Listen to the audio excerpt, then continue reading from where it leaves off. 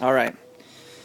So I'm not a woman and I don't know what it feels like to have a baby, but I think this has got to be the closest feeling, pulling an engine out.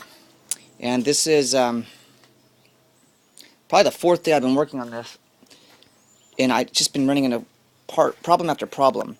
One of the big problems I have is I can't get this stupid plate off, and the reason is because it's got this right here. This, I think it's the transmission oil goes to the pump, and it's got a tube underneath it. Let's see if I can get a picture of that tube. Well, you can't really see it, but it's that tube right there. So I can't get this plate out without removing that tube, and I can't get that tube off, and I feel like I'm gonna ruin the housing if I do that. So that's one issue. But I'd say the biggest issue was, well, let's talk about the 4 engine bolts. The first one I didn't realize, and it took me forever, is one of the engine bolts on the right hand side, which is right here, is the same bolt for the alternator. So I had taken the alternator bolt out, but I didn't realize that that was the same engine bolt, and so I've been searching for at least an hour for that stupid engine bolt. Second engine bolt on the top left, right here. The problem with that one was it was extremely hard to get to. And let's see if I can get a little better shot in there. There we go. So that's the engine bolt I'm talking about right there. And it was extremely hard to get to because there was, on the automatics, a diaphragm, it's the clutch diaphragm, is in the way. If I could have just simply removed the linkage right here, which is held in place with the cotter pin assembly, I could have gotten to it. But that system right there was kind of so stuck together and rusted that I couldn't remove it. So I ended up having to remove the bracket, and oh, it was a nightmare. So that took me forever. And then the last thing, and this last thing is called the engine tension plate, I think is what it's called. And it's only on automatics. First of all, I couldn't figure out how to get to these bolts, but there's 4 bolts. And one of the techniques that and by the way, the engine seized, so I couldn't rotate the engine to get to the bolts. But anyways, let's just presume that the engine's not seized. So what I did was I took the bolts out and pulled the engine out a little bit, and you can see this is it right here.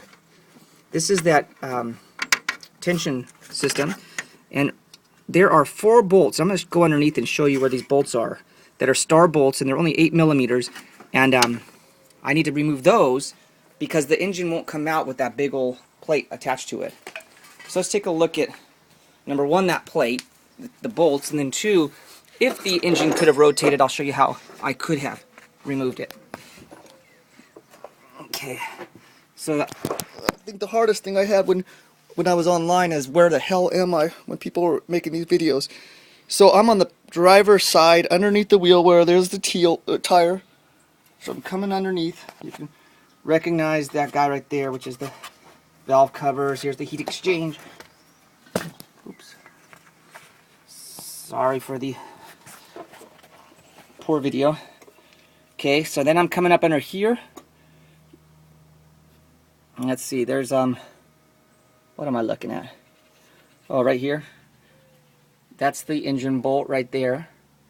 So this is the transmission, right? You see there's like a little window right here? That's what I couldn't find. I didn't have no clue where that was. Again, heat exchanger right here. Window on the transmission right there. Right here. And in that window, I would have been able to see, let's see if I can get this, see that right there? That is one of the 4 of these bolts that holds this tension plate on. There was another one right here. Now the cool thing is now that I've got the engine pulled out a little bit, I can reach these tension bolts by just going, putting my hands around it. So that works great. So then I'll release those 4 tension bolts, and then I'll be able to push that back in and separate it from the engine, and then I can pull the engine out. At least that's the plan. Alright, and one last thing. So how do I get those stupid tension bolts off when I don't have a lot of leverage? So here's the technique I used. So an 8mm wrench, and I know this is 10, but I'm just using it as an example. And then I got another wrench, like a 12, and I slid that around the bolt. Let's see if I can hold this like this.